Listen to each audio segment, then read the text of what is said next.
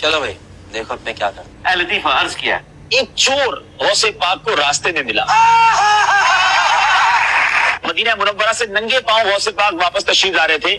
ہر چیز کی کہانی چل رہی ہے بھائی جی. تو ایک چور جو ہے وہ راستے میں موجود تھا. غوث پاک رضی اللہ تعالیٰ نے جب اس چور کو دیکھا، ہائے ہائے ہائے ہائے، اس سے پوچھا کہ تم کیا کرنے یہاں کھڑے ہو؟ کہتے میں تو دیہاتی ہوں. لیکن اسی چور کے دل میں یہ خیال آیا کہ کہیں یہ غوث اعظم تو نہیں.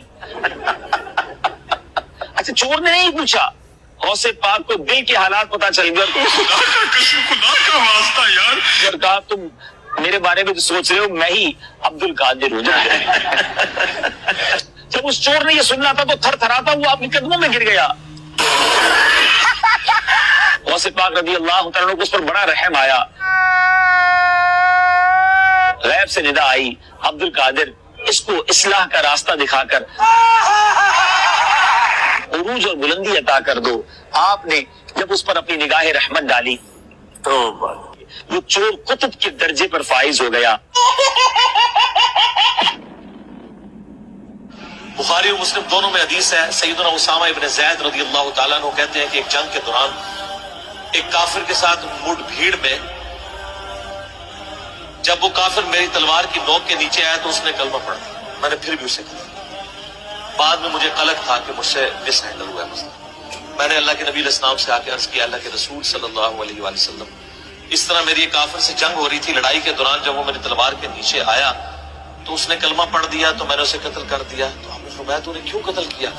یا رسول اللہ، اس نے ڈر کے کلمہ پڑھ دیا. آپ فرمایا تو نے اس کا دل چیر لیا تھا.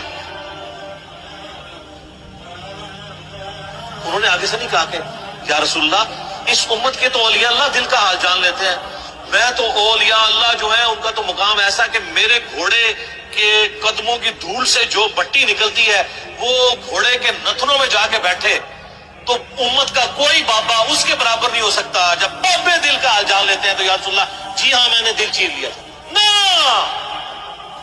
اس ٹائم میں نہیں سنوندے کی دے کہانیاں، یہ کتابوں کا تھا. تو پھر ہم کیوں نہ کہیں کہ مرنے سے پہلے اے مسلمان کر لے اس پہ غور، کتابوں کا خدا اور ہے، بابوں کا خدا اور. یہ کتابیں ہیں سر، یہ حدیث ختم نہیں ہوئی. بخاری مسلم میں الفاظ ہیں. اسامہ ابن زید کہتے ہیں کہ نبی علیہ السلام فرمایا تو نے دل چیر لیا تھا. اسامہ تو کیا کرے گا جب قیامت والے دن وہ کلمہ پڑھتا ہوا اللہ کے حضور تیرے خلاف مقدمہ کھڑا کر دے گا.